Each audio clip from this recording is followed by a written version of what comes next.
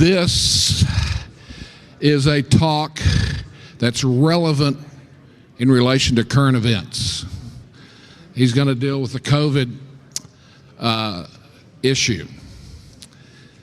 And I just saw a clip. Pandemics.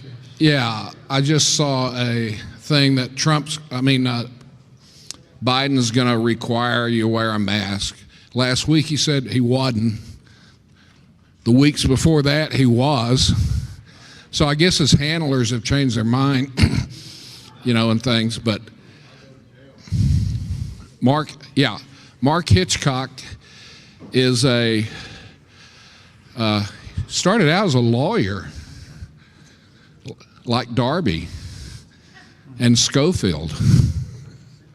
And then he went to Dallas Seminary and majored in Bible exposition, got a doctorate there as well. And he has written a lot of books. In fact, you and I have written 2 together. We have, that's right. Yes, that's right. 2 of my better books. Right. Right, of course. And so he's going to deal with the COVID-19 thing in the end times. Good. All right. Thank you, Tommy. Appreciate that. Well, it's good to be here with you all. Thank you so much for being here. And I know it's not easy for some of you, I'm sure, to make a decision to come. And maybe you had to fly in or whatever. We really appreciate them. I'm on the board here of the Pre-Trib Research Center, and we appreciate your presence here with us. And you're telling other people about this ministry as well. Hopefully next year we'll get back to more normalcy. I guess we're all hoping that in every way, but hopefully it'll happen here at this conference as well. But thanks for your presence with us. It's Christmas season. A lot of you men are going to be out shopping, and the men will probably like this little story a little better than the women will. But there was a couple, and they were out doing some Christmas shopping in a busy shopping mall in the days right before Christmas. And the wife suddenly noticed that her husband was missing. She couldn't find him anywhere. And so she decided she was going to have to call him on his cell phone to find out where in the world he was, because they had a lot to do. So the wife said, "Where are you?" She said, "We've got a lot to do." She said, "Tell me where you are and I'll come find you, and we'll try to finish out the things we've got going." And he said to his wife, he said, "Well, honey," he says, "you remember that jewelry store we went to about 10 years ago? And you fell in love with that diamond necklace.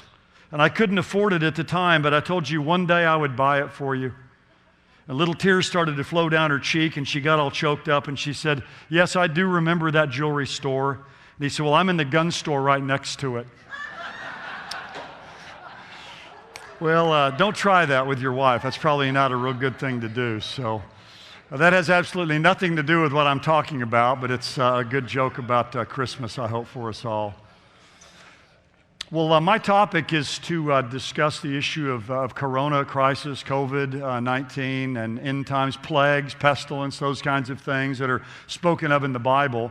And before I kind of tell you what we want to do, let me just kind of mention to you what I don't want to do. I don't want to get into, I won't get into all the genesis of COVID, whether it was created by the Chinese or whether it just accidentally got released from there, whether it was, created, whether it came from the animals there, all these various kinds of things. I don't want to get into that. I'm not sure that anybody knows for sure. I'm also not going to get into, Bill Gates' patent of 06, and vaccines and all those kinds of things. That's maybe for another time for others to discuss. But what I want to do is just really talk about the idea of plagues and pestilence that's mentioned in the Bible. We're all familiar with that, Olivet discourse, the book of Revelation. And there's been a lot of talk about the coronavirus and how it fits in with what the Bible says about plagues and pestilence and those things in the end times. Now, I just ran across last week, I don't know when this happened, they always pick a word of the year. And you can probably guess the word of the year for 2020 now is the word pandemic. Probably the other word, if I was to pick one, would be unprecedented. I probably heard that word just as many times. But certainly that's what has affected our year. It's dominated the news, and of course it's also made people who are interested in Bible prophecy think a lot about how this is relating to what Scripture says about plagues and pandemics and so on. Now, all this started, you remember back at least, in the headlines. I guess maybe they think it started now even in the fall here in America. But it really kind of broke onto the scene in February. And my wife and I were leading a tour group from our church, about 45 people, to go to Israel. And we left on February 28th. And we got over there a couple days before the rest of the group, and we got over there. We decided to go. You know, you were kind of hearing rumblings about all of this, but we decided to go ahead and go, and there was a lot of other tour groups there as well. So we got over to Israel, and you know, every night I'd come back home, watch Fox News, whatever, kind of keep up with what was going on. You can kind of see all of this beginning to build and kind of cascade. And people on our trip were starting to get kind of concerned about it. And, you know, it just was building and building. And finally, we get near the end. My wife comes and wakes me up one morning about 4 o'clock in the morning. She'd gotten up to use the restroom, and she'd come back to her phone. Her phone was blowing up from all these people back home. You know, President Trump's canceled travel from Europe back to the United States and all of that. So the last couple of days of our trip, it was, you know, people on their phones trying to change flights. And, I mean, it was just very chaotic. Which created a lot of, you know, extra stress for us. But the one thing that was great about it is Jerusalem was empty. I mean, I like to say I think we were the last rats off the ship, I think. I mean, we were the last ones to get out. And our last afternoon there in the Garden Tomb having the Lord's Supper, there were 2 other really small groups and us the only ones there. Usually there's people everywhere, you know, when we're there. So it was just... It was very unique. I mean, it was the most unique trip, obviously, we've ever had with all the things that were happening. And to kind of top it all off, when my wife and I were in the airport in Tel Aviv, and we were heading back, fortunately, our flight didn't go through Europe. We were going straight to Newark. And there was 2 guys in front of us, and they had, one of the guys had 2 huge plastic bags. And they were both of the bags were filled with bottles of vodka. I mean, I've never seen someone carrying that much weight in 2 bags. And they were from, I guess, the duty-free place. They're just clanking around as he's moving forward. I mean, I don't know how much each of these bags must have weighed. But my wife and I were kind of, you know, standing there behind him, kind of having our own conversation. And just everything in the airport, it was eerie. I mean, you know, people with masks on. And this was kind of the beginning of all this, everybody trying to figure out what to do.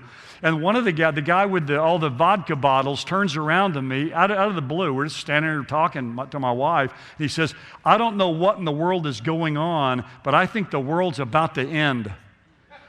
And I looked at him and I said, "Well, I don't know if the world's about to end or not. I mean, certainly this isn't the end of the world right now. But I said, someday the world is going to end. And if you don't have faith and trust in Jesus Christ as your Savior, you know, you're doomed." And he looked at me and he just turned around and started talking to his friend again and acted like I wasn't even there. I think he was sorry he ever said anything to me about that. But it was fascinating. I don't know what in the world's going on, but I think the world is about to end. And to me, that young man's question or statement to us, in one form or another, has been on the minds of many people, I think, in recent days. And so when we got back to the States, one of the things I noticed in that week, I was just kind of doing a lot of reading online. When we got back, I ran across an article that said that Armageddon, you know, the site there at Megiddo, that Armageddon now was on lockdown, that Armageddon was closed. And I thought to myself, if Armageddon's closed, we know things have really gotten bad. So it was, you know, we all know kind of what began to happen from that point on. But when we got back, I was getting all kinds of questions from people, I'm sure as many as you were, you know, what's going on with all of this, you know, where's this all headed? And so I was getting so many questions about it, I decided to write a book, and so that's a picture of the book. Some of you may have had a chance to look at it. But just Corona crisis, plagues, pandemics, the coming apocalypse. And part of what motivated me to write it is I ran across a poll when I got back, not long after we were back, that said 44.3% of people believed the coronavirus and the resulting economic meltdown was a wake-up call for us to turn back to faith in God, sign of the coming judgment, or both. Now that's almost half the registered voters. These aren't Christians. It's a wake-up call to turn back to God. It's a sign of coming judgment, or it's both. And then 29% believe the corona crisis or the coronavirus suggests that we're living in what the Bible calls the last days. Almost 1 in 3 people believe that. And I think a lot of those people probably had no idea what that really means, but there was this kind of sense that kind of apocalypse was in the air, and kind of a fear and kind of an idea that this was a portent in some way of things to come. In the New York Times, which is certainly no bastion of conservatism, they said, you know, for people of many faiths, This was back in April of last year when all this was kind of getting going. For people of many faiths, and even none at all, it can feel lately like the end of the world is near. Not only is there a plague, but hundreds of billions of locusts are swarming East Africa. Wildfires have ravaged Australia, killing an untold number of animals. A recent earthquake in Utah even shook the Salt Lake Temple to the top of its iconic spire, causing the golden trumpet to fall from the angel Moroni's right hand. So, people were seeing all this stuff and thinking, man, this has got to be significant. Like I say, even the New York Times brings this in. One thing I read recently, somebody just kind of summarized what's happened in our culture from this. A person said this: the COVID outbreak has turned bedrooms into offices, pitted young against old, and widened gaps between rich and poor, red and blue, the mask wearers and the mask haters. I mean, it's just caused all kinds of things. I'm sure a lot of you have experienced that in your churches as well. I mean, I call it, the great mask debate or the great mask divide of 2020. It's how it's kind of affected us most. But what I want to do just in our time together, and again, we'll have time at the end for questions. Certainly, if you have questions, I'll be glad to answer those. But some of you may have thoughts as well about this and how this all fits in with what's coming through your own reading. So hopefully this can be a little bit of a collaborative effort, and some of you want to come up afterwards and share maybe some things about this that you see that maybe you think that I've missed or overlooked. I would be glad to hear about that when we finish. So you can be thinking about that as we go along. But what I want to really talk about and focus in on is a couple passages of Scripture and then just kind of look at some prophetic significance. But, is COVID-19, is the coronavirus a sign of the end times? And really there's three main thoughts I want to develop. we're going to look first in Revelation 6, the rider on the fourth horse, the pale rider. Then I want to look at birth pains back where plagues are mentioned by Jesus or pestilence back in the Olivet discourse. And then I want to just try to tease out a little bit of what may be the prophetic significance of what we see happening. So let's start back in Revelation 6. If you have your Bible, if you want to turn back there, maybe Revelation 6, these are the seal judgments. And remember, the first four of these seals are the four horsemen of the apocalypse. You have the white horse, which I take it is false messiahs, ultimately in the Antichrist. Then the red horse is wars. Often in the wake of wars comes famine. That's the black horse. And then the final horse of these four horsemen is this pale horse or this pale rider. And you'll notice in chapter 6 and verse 7, when he broke the fourth seal, I heard the voice of the fourth living creature saying, "Come." And I looked, and behold, an ashen horse, or it's chloros. It's kind of the picture of a decomposing corpse, a pale horse. And he who sat on it had the name Death, and Hades was following with him. And authority was given to them over a fourth of the earth, to kill with sword, with famine, with pestilence, and by the wild beasts of the earth. Now, this is a sobering passage because here in this fourth seal, and then if you go over to the sixth trumpet judgment, the sixth trumpet kills a third of the earth. So in the fourth and the third, a half of the earth dies just in those two judgments. And so this is it's a mind-numbing picture here, really. We can't even get our minds around.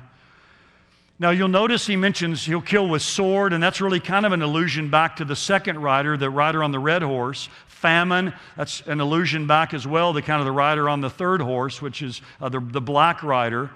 And then he mentions pestilence and the wild beasts of the earth. Now, the word pestilence there in Greek is actually just the word for death. But most commentators take it to be pestilence, and most translations will translate it that way, pestilence or plagues, because it's often associated, pestilences or plagues, with famine and the sword in Scripture. To give you one passage to write down, 1 Chronicles 21:12 is a place. So often in the Old Testament, you'll have sword and famine and then disease or pestilence or plagues. So although the word death is used here, almost all translations have here the word pestilence. Now, we know what the sword is, we know what famine is, we know what plague or pestilence is, but then he mentions, and by the wild beasts of the earth. Now, there's I'm sure there's a lot of views on this, but there's three main views. One is that these are literal wild animals that will become unrestrained and ferocious in the end times and kill people. I think that's the view that Robert Thomas takes, I believe, in his commentary. He takes the view that there's going to be, animals are going to go, wild during that time and become unrestrained and ferocious. Another view is that the wild beast here refers to dictators, to human rulers who are brutal and destroying people, because the word that's used here, wild beast, therion, is found 38 times in Revelation. All the other times but here, it refers to the Antichrist, that first beast of Revelation 13, or the second beast, the false prophet.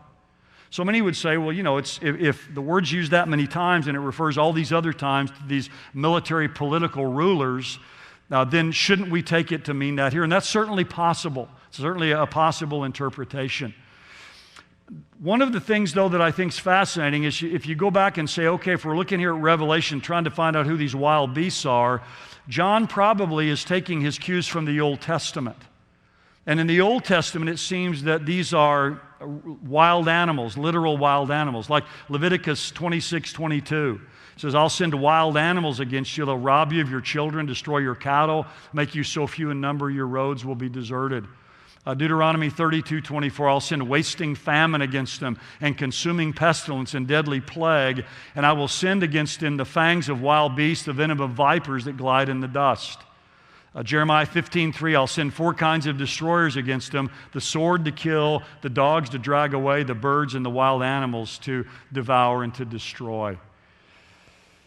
Now, it seems implausible to me, and again, God can do what He wants to do, and we don't want to put limitations on God, but it seems implausible to me the wild animals, along with these other things, will kill 25% of the earth, along with these other judgments. It just seems implausible to me. But it is interesting, famine, pestilence, sword, and wild animals are frequently linked in the Old Testament. Again, Ezekiel 5:17. I'll send famine and wild beasts against you, and they will leave you childless. Plague and bloodshed will sweep through you, and I'll bring the sword against you. I, the Lord, have spoken. We see that a couple of other places in the book of Ezekiel as well, where these are linked together. Now, to me, when you read wild beasts here, what I would say is it's either a reference to these, dictators in the end times, these brutal dictators are going to be used by God or allowed by God to kill a fourth of the earth along with these other means, or, and this is something I picked up from a lot of writers over the years, this could be referring to wild beasts like rats and birds and other beasts that diseases come from. And that's exactly what we've seen in recent days. There are 30 new infectious diseases in the last 30 years. And 75% of those 30 diseases are called zoonotic diseases. They're diseases that come from animals to humans. There's a book written that I read called Spillover. And it's how these diseases are coming from animals and spilling over to humans. We've all heard all of them, these acronyms, SARS, MERS, you've got Lyme disease, you've got Ebola, you've got swine flu, you've got the bird or the avian flu, which it is kind of interesting. Whenever this came out, people didn't like the idea of calling it a China virus, but you'll notice a lot of these are named after where they came from. Ebola's the Ebola River. MERS is Middle Eastern Respiratory Syndrome. I didn't know this, but Lyme disease is named after a town in Lyme, Connecticut, where it was first discovered. So people in Connecticut are probably mad that it's called the Lyme disease there. I'm sure that it's named after that. But that's the view that I take because, again, with this connection here with... it's not coming up there. Oh, okay. Oh, okay. Well, it kind of changed just a minute ago. Let me try again here. Is that up there? There we go. Sorry about that. It kind of blinked a minute ago. It must have taken it off. So again, it could be either one of those things, but to me, the way that sword and famine and pestilence and literal wild beasts are mentioned together so much in the Old Testament, if these are wild beasts, I don't think it's wild beasts running around killing people, but again, it could be wild beasts killing people through these diseases that spill over from these wild beasts to humans.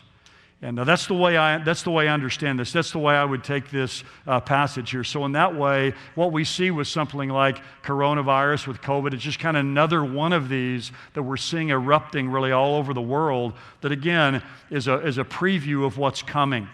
So when you think about Revelation 6 and plagues and the end times, we can say this, I think, with certainty. COVID-19 is not a fulfillment of Revelation chapter 6. We can say that because the rapture hasn't occurred yet. We're not in the tribulation period. And we know the tribulation hasn't commenced because the rider on the white horse has not emerged yet. And again, some will take the rider on the white horse to be Christ. To me, that doesn't fit well because Christ is the one opening the seals. It'd be odd for him to be one of the seals and be the one opening the seals. Also, they seem to be judgments. Some people take the white horse to be the proclamation of the gospel, but again, all these other horsemen are all negative. They're all judgments. And so it seems odd to have the proclamation of the gospel in there with these others that are negative. So to me, this is the riding forth of the Antichrist at the beginning of the tribulation as Christ will ride forth on his white horse in triumph at the end. So we know that it's not a fulfillment of COVID-ism of Revelation 6. So what I would say it is, I would say it's a faint foreshadow of what's coming. About 300,000 people in America have died from COVID. Now, again, I know people say, well, did they die with it or did they die of it or whatever else? We can get into that whole debate. But we had a man in our church who passed away last week. It's the first funeral, the only one I've done that's COVID-related. And he had a lot of underlying conditions, a man in our church, 83, been there for a lot of years, a wonderful man of God. But, I mean, he died, you say he died with it or he died from it. But anyway, it was certainly a contributing factor. But this is just a faint foreshadow of what's going to come on a global scale that's going to wipe out, along with these other things, a fourth of the people in the world. And so again, as that statistic I read earlier, 44% of people said this is a wake-up call. At a minimum, it's that. And it should serve as that. It ought to be a reminder to people always of how fragile and fleeting life is. And we have to have our hope in someone certainly outside of ourselves.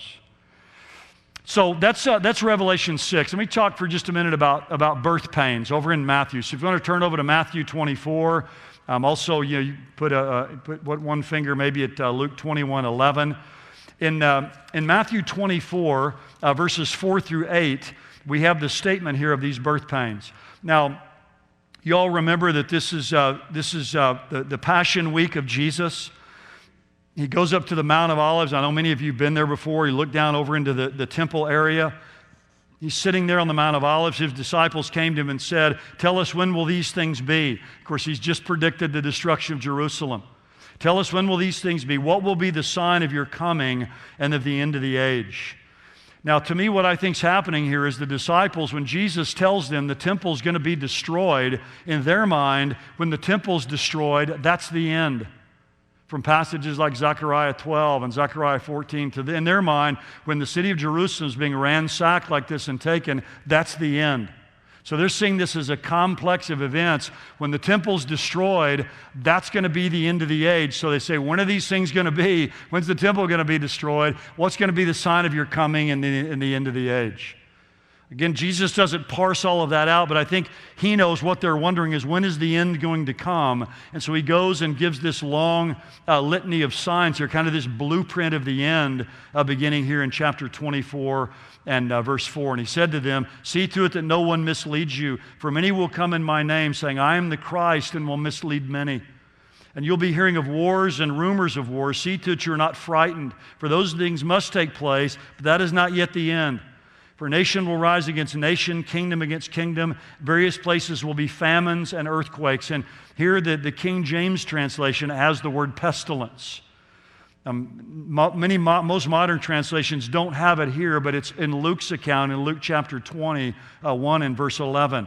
Be famines and earthquakes, but all these things are merely the beginning of birth pains. So Jesus highlights kind of three main signposts: heresy, many will come in my name. He highlights rivalry. There's going to be wars, rumors of wars, nation against nation, kingdom against kingdom. And then he highlights calamity. There's going to be earthquakes and famines in various places and pestilence. Now, Al Mohler, I don't really know what his view of the end times are. I think he's premillennial, Tommy. I believe he's premillennial. He's not a dispensationalist. But in his blog that he has, when all the COVID stuff began happening, he had this in there. I thought this was interesting. He says, but Christians looking to this news, and of course looking with concern, also have to look, recognizing that we are hearing echoes of what we find in Scripture.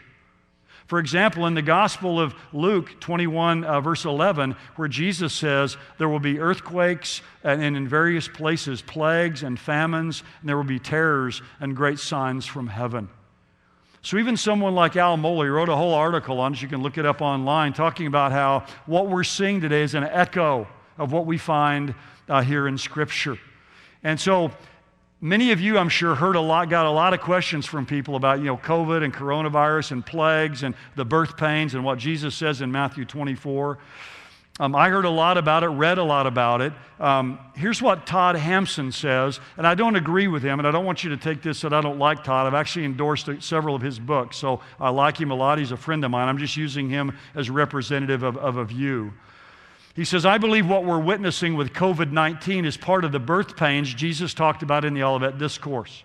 In fact, I think it is a major birth pain, as is the locust plague that is ravaging Africa and the Mideast, as is the large number of social uprisings in countries around the world, as is the increase in earthquake activity, as were the record-breaking Australian wildfires, as is, you get the picture. Birth pains increase in frequency and intensity and continue to do so until the moment of delivery. Now, many of you will hear that. You hear a lot of prophecy teachers say, and some of you may believe this, and if you do, certainly that's fine, but they'll say these are the birth pains that are here in Matthew 24. Now, there's a lot of different views you all know about the timing of the fulfillment of Matthew 24. There's people who are preterists, and they believe all of it. Some of them will have a little bit of it future at the very end, but that almost all of it is past. It happened in AD 70. Jesus is answering the question here just strictly about the destruction of Jerusalem. There are others like myself that see this discourse as all future, just a complete future. So it's past, it's future, but then between there, Dr. Walvard, Tim LaHaye, I know some of you here, will take different parts of this beginning section here about birth pains as relating to today. And people break it off at different points. I think most people who are futurists, when you get down to chapter 24, verse 15, speaking of the abomination of desolation in the holy place, will see that as future. But a lot of people will see 4 through 8 as kind of during this current age unfolding, and then in verse 9 it goes to the future and various places. Again, I don't want to take the time to go into all that other than to say that there are differing views on the timing of Matthew 24 and 25. By the way, one thing I mentioned, I mention this a lot when in classes I talk about in prophecy at the seminary. When you think about Bible prophecy, all the disagreements we have basically are related to timing. I mean, the main issues. You take even the main approaches to prophecy, preterists, historicists, idealists, futurists, timing. You look at the millennium, post-millennialists, amillennialists against premillennialism, they see it present, we see its future. When you come to the rapture, it's a timing issue. Is it before the tribulation, the middle, or the end? And so, Matthew 24, Ezekiel 38 and 39, really the main issue when you think about the various issues in prophecy, the big issues are timing issues. And I think that's just a good thing for us all to keep in mind. Now, for me, I believe that Matthew 24 here in this section, it's all future. The birth pains are future. It's going to happen during the coming time of the tribulation. All of these signs that are mentioned here are tribulation signs. We're not to look today and say, okay, there's an earthquake today. This is one of the birth pains here. And now let me give you a few reasons why I hold to that. One is just the whole image of birth pains itself.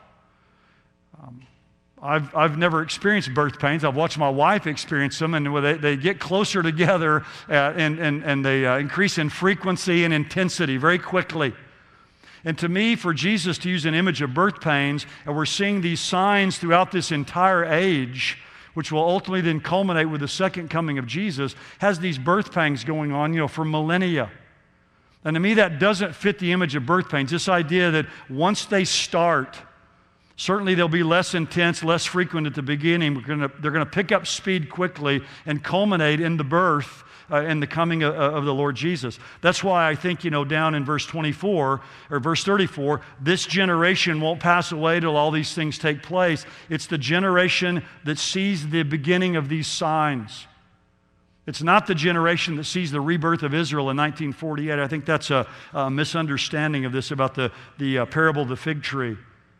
Notice he says in verse 32, learn the parable of the fig tree. When its branches become tender and put forth its leaves, you know that summer is near. Even so, when you see all these things, it's not see Israel becoming a nation, but you see all these things, recognize he's near and right at the door. This generation, the generation that sees the beginning of these things, will see the birth take place. And again, that's a 7-year period. So that generation that sees the beginning of it will see the end of it.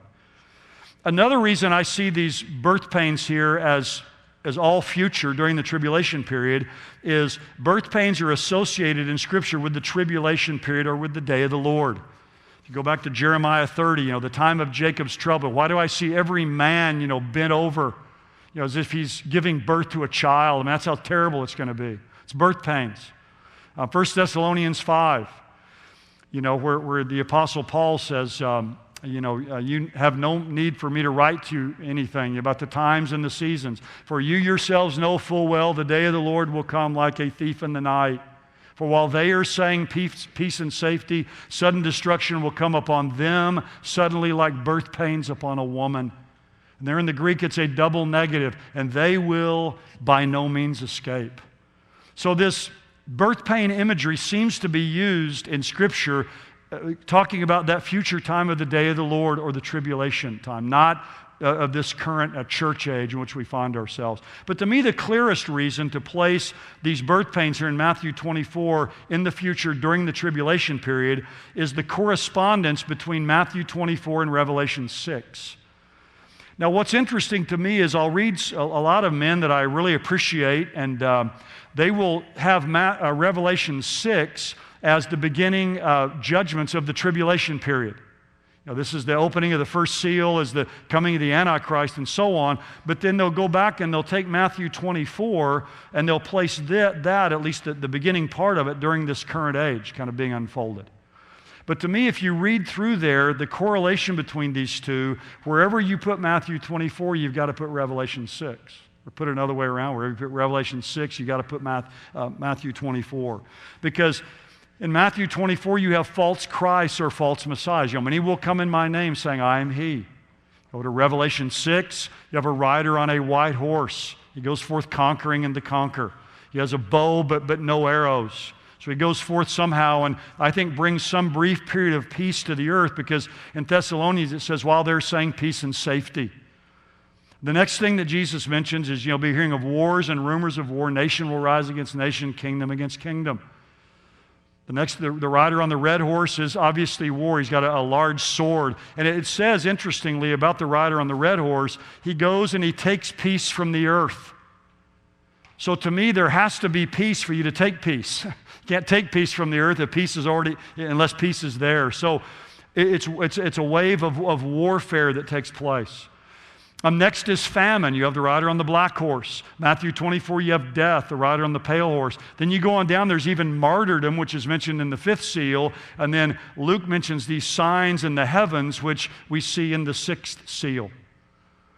So I see this section here in verses 4 through 14 as looking at the first part of the tribulation, the first half, and you come to verse 15 then, and you come to the midpoint of the tribulation, the abomination of desolation. Verse 21, there will be great tribulation, has not occurred since the beginning of the world until now or ever shall. You have that last half of the tribulation, that great tribulation, then we have the coming of Jesus after the tribulation of those days. So, for myself, when I hear people say, there's an earthquake or there's a tornado, or which we have a lot of in Oklahoma, by the way, all these things happening or something like this plague, and they say these are the birth pains here in this passage, I think they're jumping the gun by saying that. Warren Wiersbe agrees. I guess I'd say I agree with him. He says this, Matthew 24, 1-44 indicates that our Lord was discussing events that will take place on earth during the time of tribulation. After the church has been suddenly taken out of the world, there will be a period of peace and safety, followed by a time of terrible suffering. Many Bible scholars believe this period will last 7 years.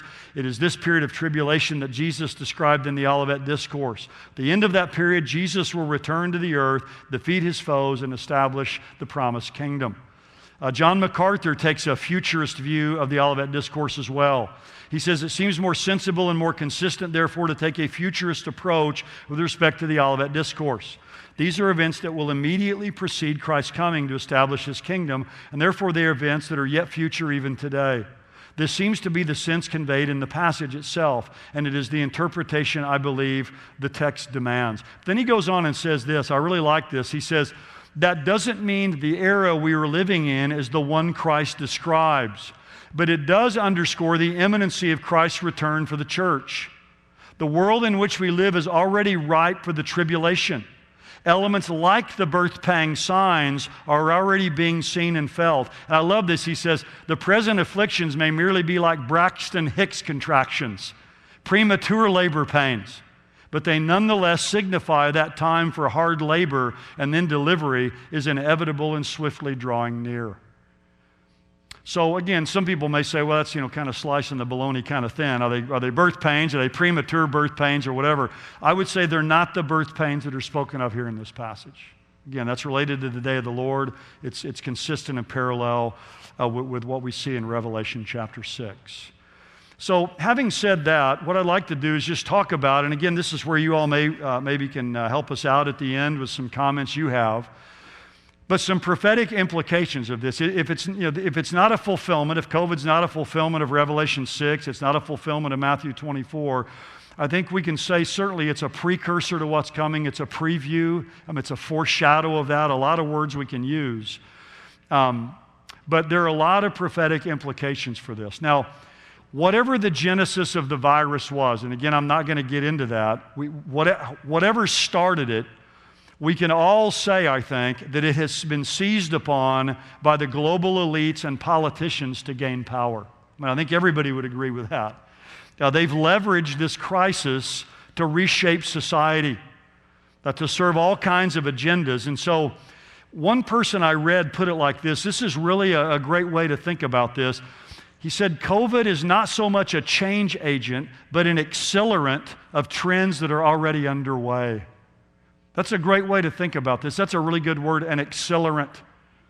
I remember when I was a boy, the first time I went out with my dad to light our grill back then, you didn't have the ones you can just turn on now and punch a button. You had to put all the charcoal in there. And the first time I ever saw him pouring that lighter fluid on there.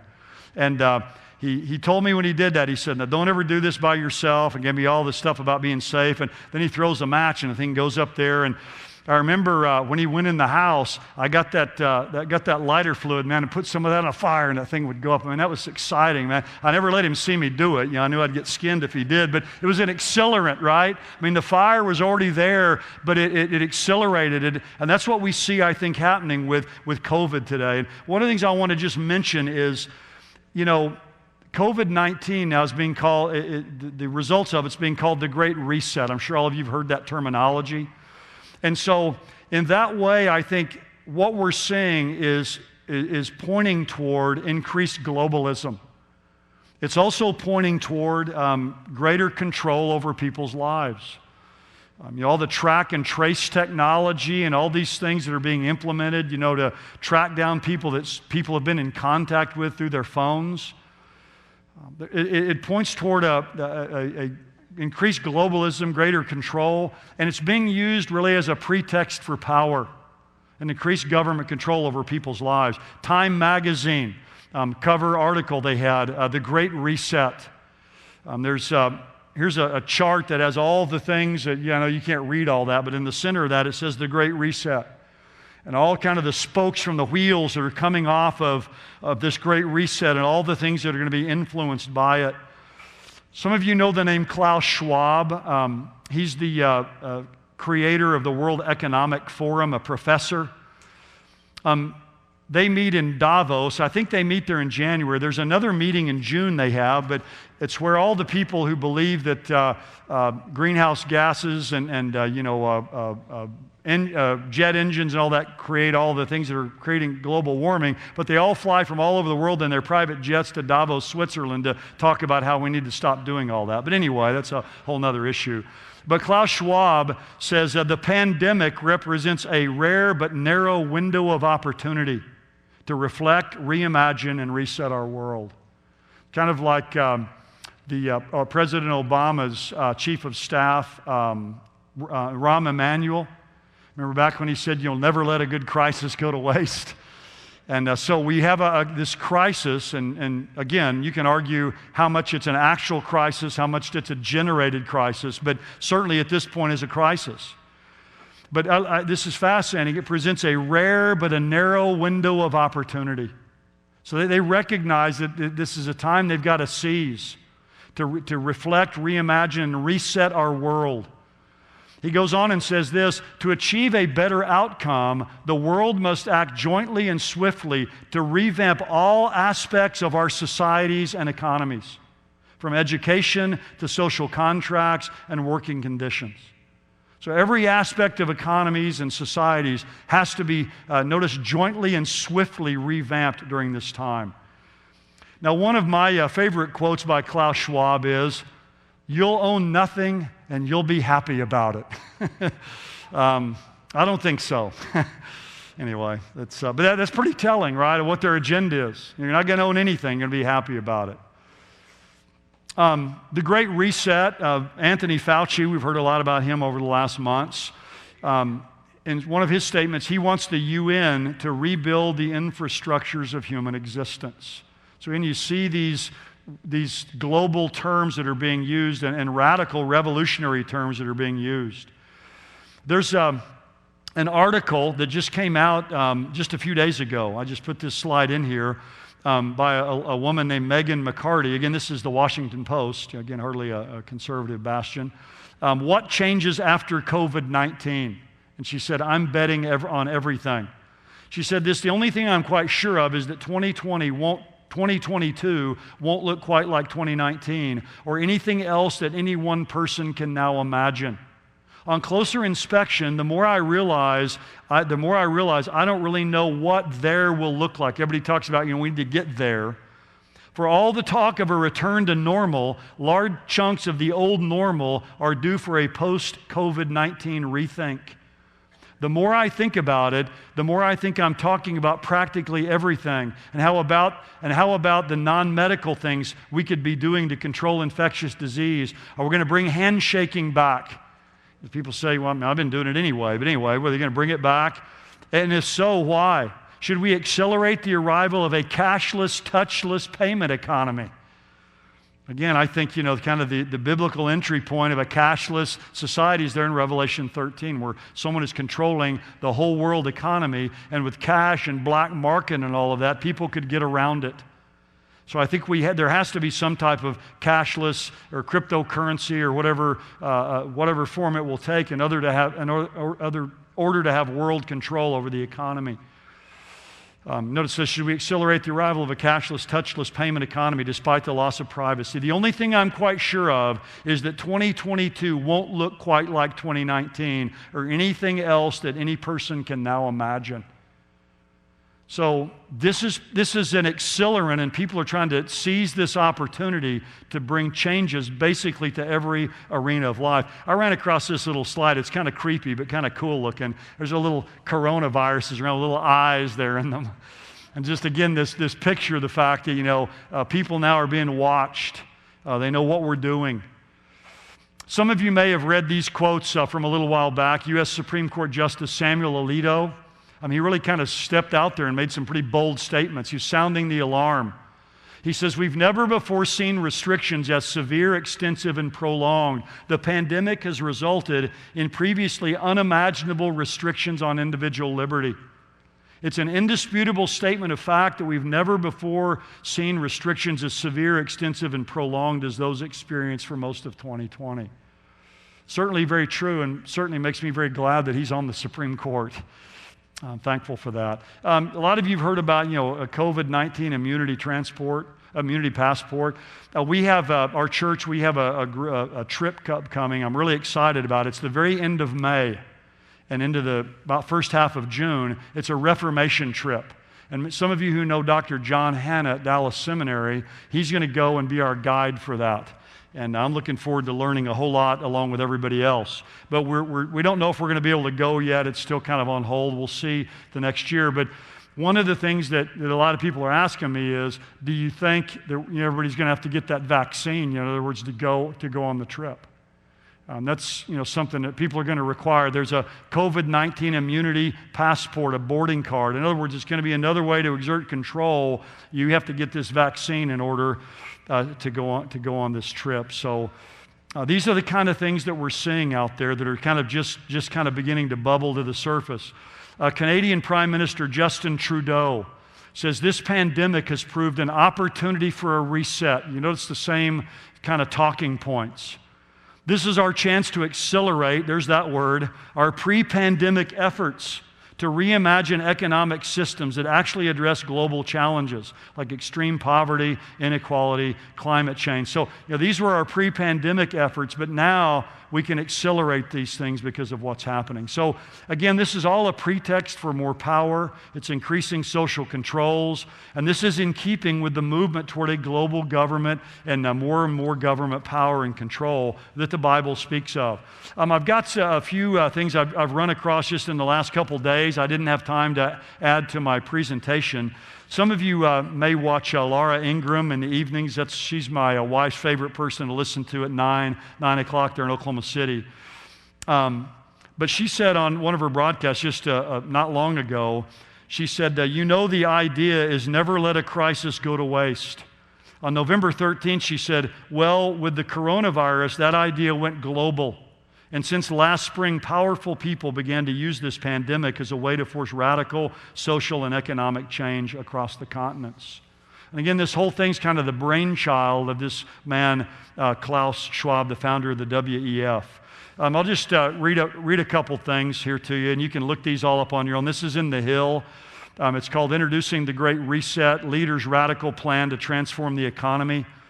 It says every country from the United States to China must participate, and every industry from oil and gas to tech must be transformed, wrote Klaus Schwab. Schwab also said all aspects of our societies and economies must be revamped, from education to social contracts, working conditions. Goes on and says, the article says, one of the main themes of the June meeting was that the coronavirus has created an important opportunity for many of the World Economic Forum's members to enact their radical transformation of capitalism, which they acknowledged would likely not have been made possible without the pandemic. And then this is one of the more interesting things I've read.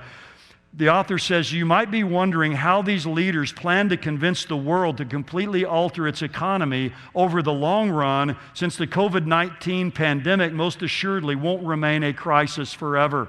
And then this is powerful. The answer is they've already identified another crisis that will require expansive government intervention, climate change. So they've already got another crisis kind of that's been brewing and waiting out there that's going to, again, allow them to gain a greater pretext for power. It says, according to the World Economic Forum, its 2021 Davos Summit, which will be this coming year, includes thousands of members of the Global Shapers community. These are youth activists located in 400 cities across the planet. And bring all these young people there and then kind of unleash them on the world. More than 1,300 of these young people, these global shapers, have already been trained by the Climate Reality Project. A couple of other things here I'll read to you that I just found here recently I thought were good. There's one, I read from the article, what changes after COVID, I'm betting on everything.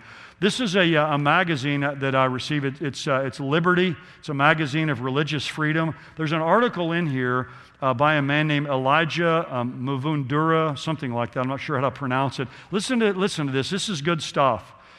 He says, we should recall Ernest Cassirer's warning in the wake of Nazism that demonic mythical powers have not been vanquished. They're always there lurking in the dark, waiting for their hour of opportunity. Their hour comes in a time of extreme crisis, like the one we're now facing, when things spiral out of control and hearts melt with fear. Then the demons are animated to inspire false prophets, spread falsehoods and conspiracies that deflect attention and effort from practical solutions. The crux is for the crisis to go unsolved, to create total chaos, for only in total chaos, where truth and untruth, reason and unreason, the real and the unreal, the visible and the invisible flow into each, forming an undifferentiated mass, as in the primitive sacred, can the demons reign supreme. And again, that's Saul Alinsky's idea, right? You don't really solve the crisis. You don't want to solve that. You want to use the chaos from it. And then he says the full economic, political, and social meaning and significance of the COVID-19 has yet to reveal itself. It is clear, however, that it has accelerated trends that were already eroding the foundations of freedom, order, and reason. So it's accelerating things that have already been here for some time. And then one other statement back here, he's got it in the back, his articles continues back here. He says, as it is, the emergency responses to the coronavirus have breached limits hitherto inconceivable in free societies, opening an unlimited field of authority and action that leaders never dreamed of or thought people would submit to. So this is the kind of thing that people are beginning to write about and that we're seeing. And it's all, again, I think, pointing towards this coming globalism that's predicted in Scripture. So here's a few final thoughts that I have, and then we'll take some thoughts you all have, maybe some comments or some additions. COVID-19 is a faint foreshadow of Revelation 6 and the Pale Rider. It's not a fulfillment of it. It's a foreshadow, actually just a faint foreshadow of what's ultimately coming. And again, these are my conclusions. COVID-19 is not one of the birth pains Jesus predicted, but as John MacArthur said, I liked his language, it could be premature contractions that are taking place. And then the final thought here, and again, this is kind of the overarching idea here, is that COVID-19 is part of the stage setting that's preparing the world for the rise of the Antichrist and global government. And again, it is an accelerant. We're seeing an acceleration of things, I think, in our world today, like never before. The theme of this conference is this year is with our eye to the sky. And I like that. And it reminded me of back on May 22nd, Elon Musk launched a Falcon 9 rocket into the skies, carrying the first U.S. astronauts in space in 9 years. And on May 22nd, the day before the launch took place, he tweeted out on his account, Elon Musk did, the opening words or some of the words from that famous Queen song, Bohemian Rhapsody. Open your eyes, look up to the skies. That was his tweet that day. And I thought, for you and for me as believers, especially those who believe in the imminent return of Jesus Christ, that's a great motto for our lives. Open your eyes and look up to the skies. We look up to the skies not as a form of escapism, but we look up, I believe, in expectation. We look up in hope that the best is yet to come. And we want to live lives in the meantime that are pleasing to the Lord. Christ can come back at any moment. Now, I'll just close with this was one story I like. John MacArthur, I heard him once tell a story about a preacher who was preaching about the coming of Christ. And he was getting near the end of his message, and he was reading in the Scriptures where Jesus says, I am coming soon. And he said it several times and didn't get much response from the people in the congregation.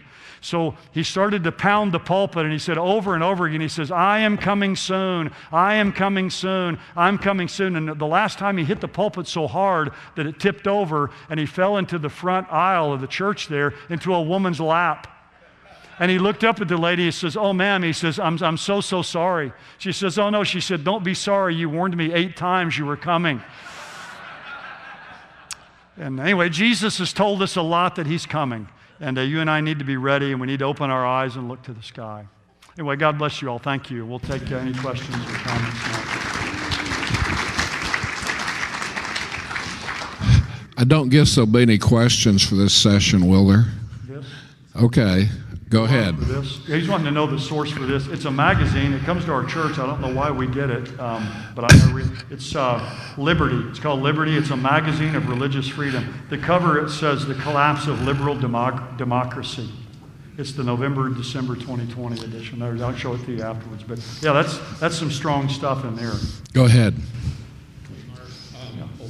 President Obama used to talk about civilian national security force. Unless that was Occupy Wall Street, I don't think it ever shaped up. Do you see that as something that's still in the wings to shape up for the millennials? Well, it could be. I mean, certainly we're seeing a lot of militant groups out there. No doubt about that. But I think what happens, you're getting militant groups on one side, and you have militant groups on the other side to face off against them. And it's interesting. Years ago, people talked about like another civil war in America. There's a lot of very credible people talking about those kind of things now. So certainly that's a possibility. Yes, Mike. Here's an article from IsraelNationalNews.com, dated November 26. The title of it is, "We won't force vaccine, but here's what we will do." It says, Health Ministry Director claims vaccines won't be forced. But Dr. Eyal Zimmerman tells Knesset committee they'll understand themselves. Another paragraph says, the issue of how to motivate vaccine compliance has generated increasing interest, with commentators such as Mike Cernovich writing, government won't force you to take vaccine. Amazon will. Airlines will. Yeah. Banks will. You won't be able to buy, sell, or trade without the vaccine. So this looks like a precursor Yes. to what's coming. Sure.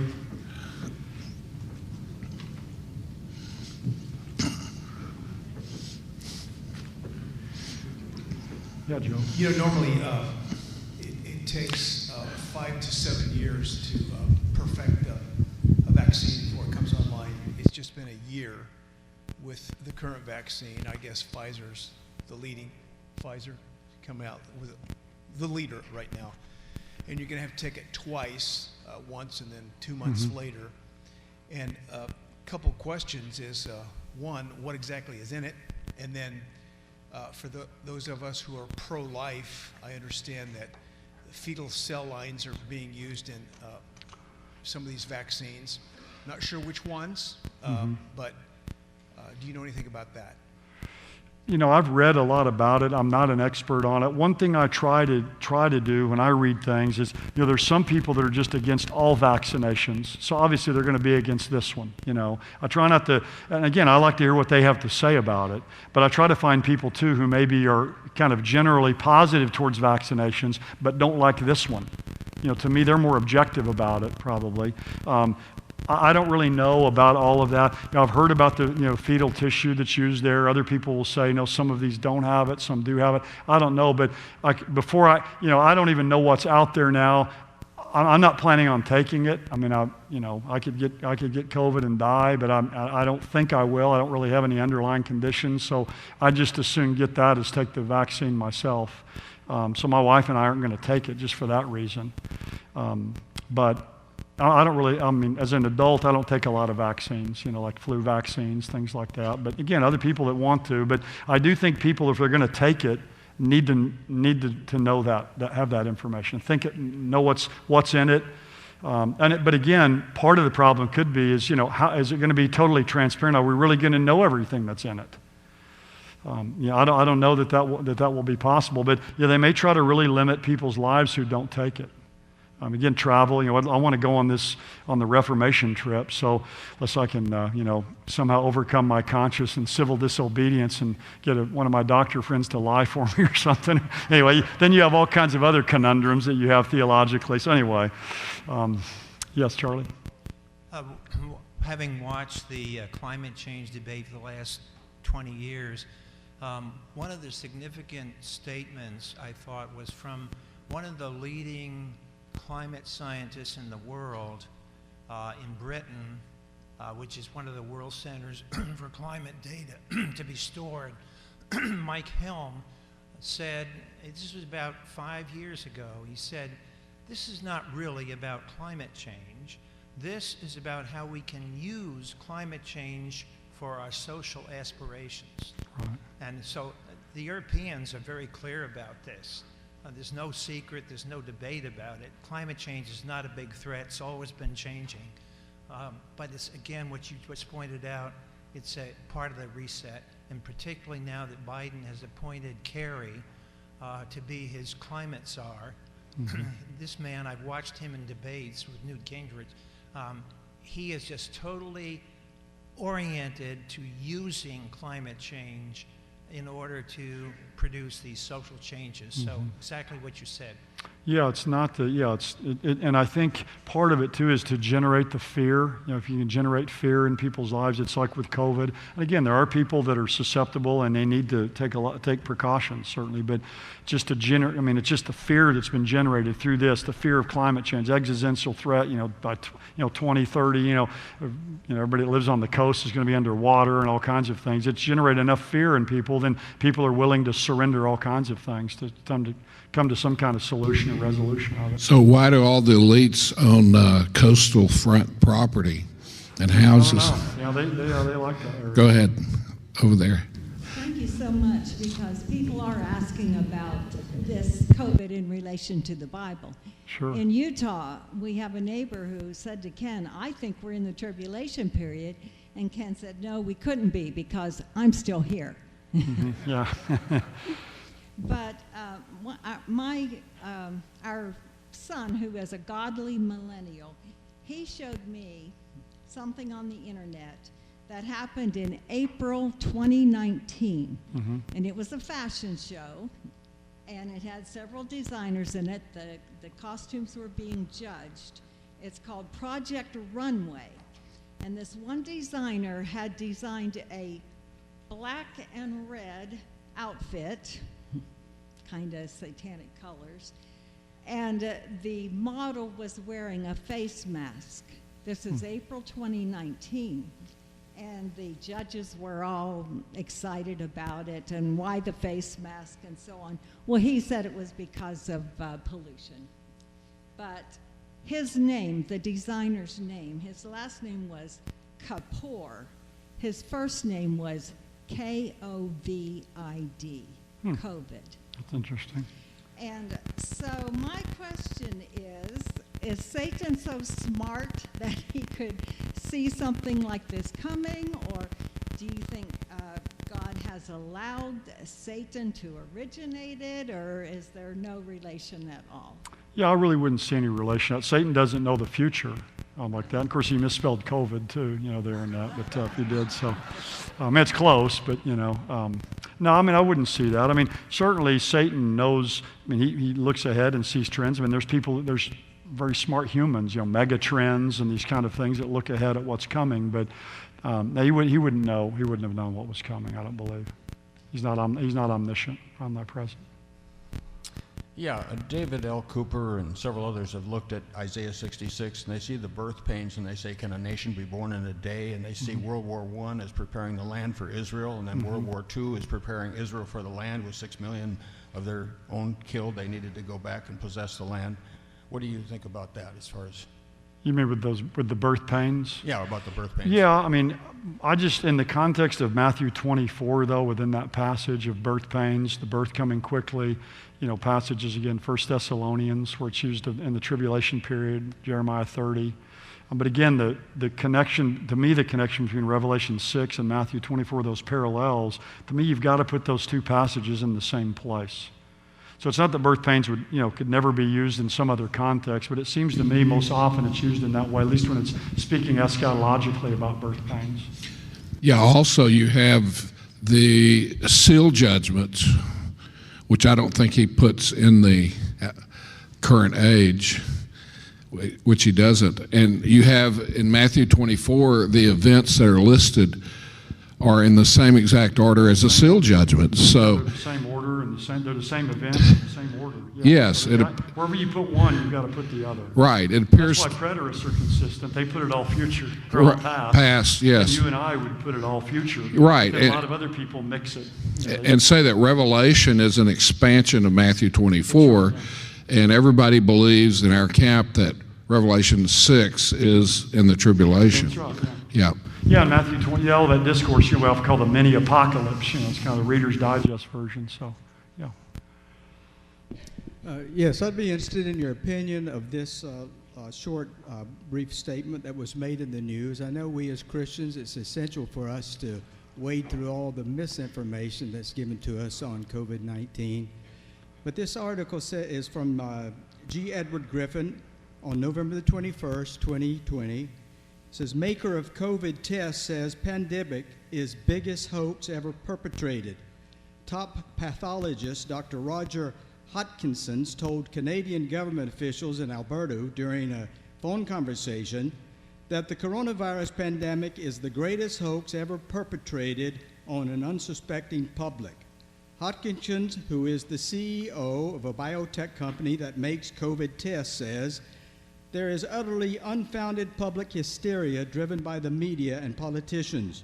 We are seeing politics playing medicine, and that's a very dangerous game. Positive test results do not mean a clinical infection, he says. All testing should stop because the false numbers they produce are driving public hysteria. Hodgkinson says the risk of death for people under the age of 65 is 1 in 300,000, and it is outrageous to shut down society for what is merely just another bad flu. Yeah. No, I mean, there's a lot of truth, I think, in that statement, but I think that, again, when people quote people, what they said on the phone or whatever, again, I have no idea if he really said that or not, but I think there's a lot of truth in that. Now, whether you just call it the whole thing's a hoax, I mean, again, people have died. It's a bad flu, and I recognize that as well. I know a lot of physicians that I know personally would say the same thing. So, what I'm saying, again, my point in this presentation is not to get into, how bad it is or whether it's a hoax or where it started or whatever, but it's certainly being seized upon. That's what we see. That's the thing that I think that prophetically is the most significant issue. Yeah, a couple of months ago, they came out with a study and said that only like 6% of the people that are considered COVID deaths died because of COVID. Right, because of but most people died with COVID. And you have the total collapse of the flu. What happened to the flu this year? That's crazy. They're all being counted as COVID things. Yes. Can we say, for example, that we can add others? For example, you say that the rapture is not happening yet, so therefore we could not be in the tribulation period because Right. The Spirit of God is restraining the appearance of the Antichrist. Mm-hmm. But can we say also add others, like for example, we don't have yet the geopolitical settings to be in the tribulation. The world has to be divided in 10 political figures that will dominate before the little horn of Daniel 7 and Revelation chapter 13 will show up. Mm-hmm. And we don't have this, the world is not divided by 10 kings yet. Right. Visible. Can we say that as another addition to Sure. say that we are not in the tribulation? Yeah, there's a lot of things we could say about why we're not in the tribulation. I just kind of mentioned those two kind of in the context of Revelation 6, whether we're not in that time of tribulation yet. The rider on the white horse hasn't ridden forth yet. So we can't be in the tribulation because of that. But yeah, I see the 10 kings as 10 rulers, 10 individuals. A lot of people take it as 10 nations or even the world divided into 10 parts. But there in Daniel 7, it talks about 10 horns. A little horn comes up among them. The little horn's an individual. So I take the 10 horns or individuals as well. Some type of oligarchy, ruling body over a reunited Roman Empire. So yes, I mean that would be another thing that's not present yet that could indicate that. So there'd be a lot of things you could point to. Yes, and also the temple in Jerusalem had to be rebuilt because clearly in Matthew 24, the abomination of desolation, in order to take place, 2 Thessalonians chapter 2 as well, there has to be a temple built in Jerusalem in order for us to be in the tribulation period, and also the rebuilding of Babylon, the Middle East, Right. not yet there. Yeah, I don't think you'd have. I mean, we don't know when the temple is going to be built. It has to be built by the midpoint, or before Right. it, at some point. We don't know exactly when it's going to be built, but you can't be real far into the tribulation without there being a temple. I think would be better. The tribulation could start without there being a temple. Definitely.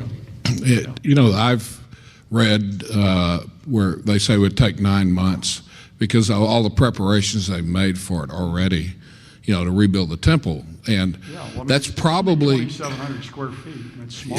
Yeah, it's probably the basis for why Israel will agree with the peace accord, you know, and stuff like that. But There's a lot of that going on too. That's a whole other interesting issue. Exactly. All this stuff is coming together. It's amazing. That's why we think we're probably near the end, not because of fulfillment per se, but preparation that appears to be leading to fulfillment once the balloon goes up. But once the rapture occurs, the restrainer is preventing the Antichrist right now from coming on the scene. So we don't know who he's going to be, and it's foolish to try to guess, because if you know who the Antichrist is, you've been left behind, as Ed Heinzen always likes to say. And it takes time for the 10-nation confederacy to come together, and then for him to arise from within that, you know. So we're not going to know. And a lot of them pick old people to be this guy can't be an old guy. I mean. Someone just said, is he alive now? Is that what someone just asked? Well, you know, if the rapture, if the end times is within the next 30, 40 years, I mean, I think he would be, because Tommy just mentioned, I don't think he's going to be a teenager when he comes to power. I mean, I don't think he's going to be, 80 years old necessarily either, but, if the end times are within the next, 3 or 4 or 5 decades, I think he would be. A lot of you all, I know a lot of you all know this and teach this, but, we believe there's always an Antichrist who's alive. At every moment. Satan has a man, every generation who's ready to swing into action, to bring into power. So whether that person who's an Antichrist becomes the Antichrist is dependent upon God's program. Which that's one of the things that's always comforting to me. The restrainer's got to be removed for Satan to bring his man on the scenes, which means Satan's defeated before he ever begins. Think about that. He's dependent upon God to remove the restrainer, to allow him to have the power to do what he wants to do. But another thing from that too that's sobering is, this is the time of restraint. You think about, this is the age of restraint. What's it going to be like when the restrainer's taken out of the way? So, I mean, it's like a dam being removed. I mean, it's the tribulation period is going to be unlike any other time in human history. Mark, I have a couple of comments. I work for the University of North Texas Health Science Center in Fort Worth. I'm an engineer in the facilities department, and our administration is bidding right now for a distribution center for the vaccine for at least North Texas area, because we have more -20, -80 freezers to hold that. And so that's coming out pretty soon out here. Second comment I want to make, Friday we got into discussion at work, and one of the vaccines, the way that works is it replaces a segment of your DNA with something else. I've heard about that. So if you're planning on taking it, you better find out which one you're going. I'm not taking that one if that's the only one there. I'll go the long route. Well, depending on how it changed my DNA, it could be good or it could be bad. As you get older, changing it some might not be too bad a deal. Right before I came down here, I was watching, there's just like Delirious on television. A lot of the leaders that were on there, if any of you saw this a few minutes ago, a while ago, the virus is, the vaccine's out, and they had the leader, the vice president of FedEx was on there, and they were talking about how they're going to get this distributed all over the world, and how much cargo space, and people were going to say it's going to take like a year to do it. He has calculated with him and his competitors and whatever, they can do it in 2 weeks. Is how fast they can get this around the world. All the fleet of planes they have flying. So anyway, they were all on there talking about all this. I mean, all the logistics of it. So it's it's all we're going to hear about here for a while. Yeah, I was just encouraged that this lovely lady from Utah's son was a godly millennial. So that is a good thing. Yes, amen. That was his comment. Good. Thank you. That was a very timely talk. There's something we're all wondering about. I have just 2 things. I'm a nurse, and I've done a lot of reading about the vaccine and many vaccines, but I would just urge all of you to really, before you give them your arm, do your research. Yes. Really do your research. There's never been a vaccine that's come out so quickly, and it is not tested. Mm-hmm. So the thing that you can do for very inexpensively is just build your immune system. We don't have to be afraid of a flu or a cold or a COVID or these things, if we build our immune system, get your vitamin D level high, at least 70, 80, go get it tested. It costs $20 or something to get a vitamin D blood test. Do that. Vitamin C, you know, basic stuff that is not expensive. So I want to urge you to do that. And I want to put a plug. This is our first time here, Lee and me from South Carolina. But before we came, we got a hold of Dr. Lutzer's book that you all have now, We Will Not Be Silenced. And we've read most of it already. We love it. We cannot put it down. And I want you all to be sure this gets at the top of your pile and not the bottom of your pile when you go home. Read it on the way home. Good. You know, oh, there he is. You know, milk has a lot of vitamin D in it, so I've been eating a lot of Tillamook ice cream.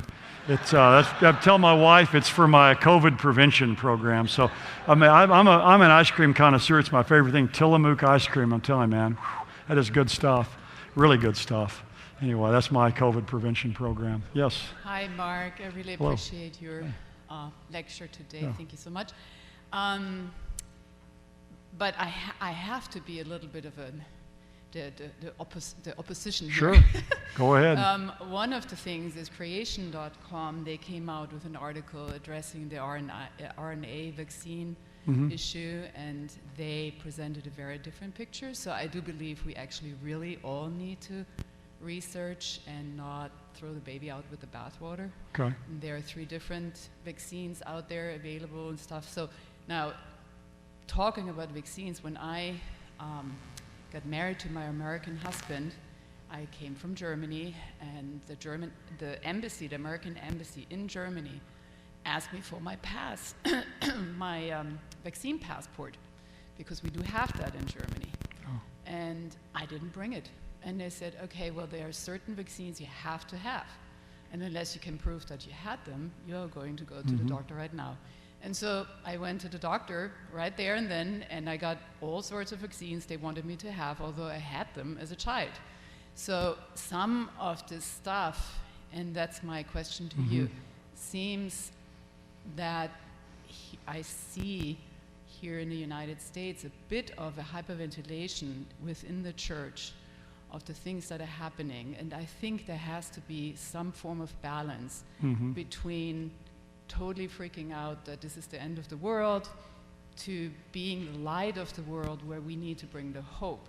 But if we are over there where there is panic, how are you going to reach the people who actually need hope? So could you address the actual responsibility of the church today? Yeah, I mean, you know, as I've been a pastor for 29 years, and you know, people divide over everything. I mean, the mask thing is one. I mean, if it weren't serious, it'd be funny. I mean, the way people divide over the whole mask thing to me. But the vaccinations is a huge deal. You know, we had a lady in our church who was, you know, strong anti-vaxxer, you know, person. She wouldn't get her kids vaccinated. One of them got the whooping cough or whatever. Other parents didn't want to be around us, so they ended up leaving our church very upset because she felt ostracized by other people. So, you know, there's all kinds of things like this. I mean, I'm not an anti-vaxxer person. I mean, I got vaccinations when I was a child. My grandchildren have gotten them. I don't want them to get smallpox or whatever. The lady who's our children's ministry director, back in the early and mid-50s, she was stricken with polio, and still has the effects of that. And of course, so, you know, people in our children's ministry, parents back in there that are real anti-vaxxers that talk to her, they're kind of talking to the wrong person, you know, when they talk to her, because, you know, it was kind of around that time, and I guess she didn't get the vaccine soon enough. So I'm not an anti-vaxxer and all. All I'm saying is I don't know enough about it. I don't know enough about it. I'm inclined to not take it because I'm not that fearful myself of getting it. But I'm talking to you all about this. It's not something I'm going to go announce to everybody or like get up in church. I'm not taking the vaccine. I'm not militant about it. Same way I am with masks. If I need to wear a mask somewhere, I'll wear a mask. If I don't have to, I usually don't. So I'm not a person who's really strong, you know, just loves every vaccine or hates every vaccine. But I'm not that afraid of getting COVID. I mean, a lot of my friends have had it, people have had it. My mother had it. My mother's 83 and not in very good health. And she didn't feel well for about a week, never even came close to going to the hospital, is doing okay. So, I don't know, but just my experience of watching it kind of leads me to not be as fearful of it, But, there's other people out there, though, that, we've got a lot of people in our church that are older, and they haven't come back to church yet or watching online. They tell me, man, we can't wait for the vaccine to come out. As soon as we can get that vaccine, we're going to be back there with you. And I say, great. My dad didn't get COVID when my mom got it. He'll be 87 in May. And, I don't know if he'll get a vaccine or not. I don't know if my dad will or not. He tells me all the time he's ready to go to heaven anytime, so I'm not sure he's that concerned about it one way or the other. But many Bible-believing evangelical churches have opened back up, and they're having record attendance. People are coming to Christ like never before since the Jesus movement. And so this is something that discussion about this, and the return of Christ is something natural that you can use to evangelize, and people are more interested right now than before. Jack Hibbs, you know Jack Hibbs, yes, out in Chino Hills. He told me and a couple of other people when I was out there for David Hawking's conference in early August. And I won't name the churches because he didn't want to say it, but there are two really, really large churches out there in his area that are closed. One of them is probably not going to open back up till Easter. It's been closed for a year. So a lot of the people in those churches are looking for somewhere to go. And they've been coming to Jack's church. And he told me, he says, Mark, you can't believe the number of people we have coming and getting saved every week. And they're people from these other churches. So you talk about, God's kind of like the diaspora, whatever. He's kind of scattered these people, through this and gotten them somewhere where they hear the gospel. And they went down, it's kind of like during the Jesus movement. They had a baptism. He sent me pictures of it and all. They baptized 1,000 people in the ocean.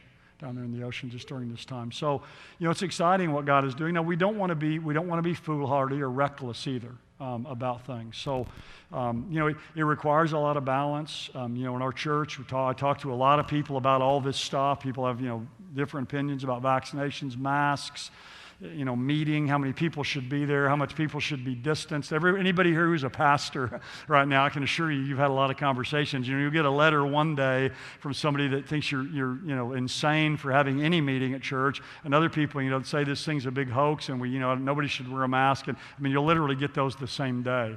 And what we're just trying to do is just trying to, have some form of unity. What we decided to do in our church is leave it up to people themselves. That's what we decided to do. If people want to wear it, they can. They don't have to. Mark, it's odd that you had mentioned Jack Hibbs. That was part of my conversation. I wanted to bring to your point. About a month ago or a little more, Jack Hibbs and Amir Safadi had a roundtable discussion on his program happening now. And one of the things they addressed was CDC, and at that time they were calling for 245,000 deaths and this, that, and the other. And so they addressed CDC and asked them, okay, where do you get these numbers, and how many of these people are dying from just the regular viruses? And he said, oh, well, those are in that number. He said, well, wait a minute, how many are actually dying from just the COVID? Well, it was just a fraction amount. Yeah. And then so they asked him another question and said, I know we got this vaccine coming out, and I know that there's a certain amount of people that actually die from the vaccine itself, and it was 100,000 people. Mm-hmm. Do you understand what fear and what just a little common sense can do? An 80-year-old lady died yesterday from the vaccine. Yeah, but that's part of our problem today for a lot of us. Is we all know this. It's hard to know what to believe. Yeah. Who you're getting information from, and where it's being sifted through, and we all have some places we go get information that we trust, but it's difficult. But they're using this, as you're saying, for global. Oh, yeah. The bad folks are using it to gain control. Yeah. Go ahead. We just tested live streaming this one session, so maybe in the years to come we'll live stream this. We'll see how that all works out. But Johannes Vogel says hi from Germany. Good. And, I talked to Johannes the other day. And he just made the comment in the Facebook comment section that, that was just kind of brought up a second ago that, over there in Germany he experiences this is really dividing churches. Mm-hmm. And it's really affecting the gospel going out, and people are really fearful sharing that. He just wanted to say that. as you shared that story about Jack Hibbs there, I went to Master Seminary, and John MacArthur sent out a video to just the alumni where we could watch, and he told the story about how, are y'all familiar with Hillsong and that whole movement? Yeah. He said, they're shut down, they're this big production in Los Angeles, and all these people that work on staff at Hillsong for weeks are coming to Grace Church and just listening. And some of them maybe are Christians, some of them are not. It blows their mind. They got tons of young people because he's been on the Daily Wire with Ben Shapiro, and all their staff is coming to church, and they're bringing people. So it's just a really interesting time to see, like you're saying, Hibbs is exploding. They're having the same effect where some people would never ever go to a church like Calvary Chapel or MacArthur. Now they're just like, they're hearing the gospel. So anyway, just interesting to tell that story about Pastor Hibbs. By the way, David had COVID. Yeah, my wife and I had it 2 months ago, and wasn't that our experience? It wasn't that bad. We had a few people in our church. We went online for 2 weeks, figured out who had it, got those people separated, and then we went back to church. Just kind of used common sense, and we were told by the health officials in our county that, hey, just make sure if people get it, they let you know. They take their 2 weeks in COVID timeout, we call it, and just come back and use common sense. So that was. Half of our church staff has had it. Of our church staff. So you better stay away from David. So stay away from. One thing I want to mention, just maybe as a pastoral word to some of us here, maybe this will help someone, is that, one of the things I've noticed through this, again, of people, the heat, that people have about masks and no masks, and even about politics and all the things that are happening. One of the things I've just thought in my own mind a lot, and I've even expressed it to our church, is, and this is something for all of us to think about, is in a lot of people, if we could get people to be as passionate about Christ and about the gospel and about the Word of God as a lot of them are about masks and their view on COVID and their view on politics or other things like that, if we could harness about 10% of that, what that would do, for the cause of Christ. But I think the enemy can come in as Christians if we're not careful, divide us, get our whole focus on these things, get us passionate about these issues. And I'm not saying they aren't important, but they're not the main thing. Our ultimate passion needs to be for Christ, for the gospel, for the Word of God. And if we have to make some personal sacrifices to make that happen, then we need to be willing to do that. Paul was willing to be all things to all men that could win some. Our last guy right here. As you mentioned last night, Tommy, at the banquet, that if people want additional copies of Erwin Lutzer's book, We Will Not Be Silent, you can get them 50% off by calling the number that you gave last night. And I've already ordered some to give away myself. Great.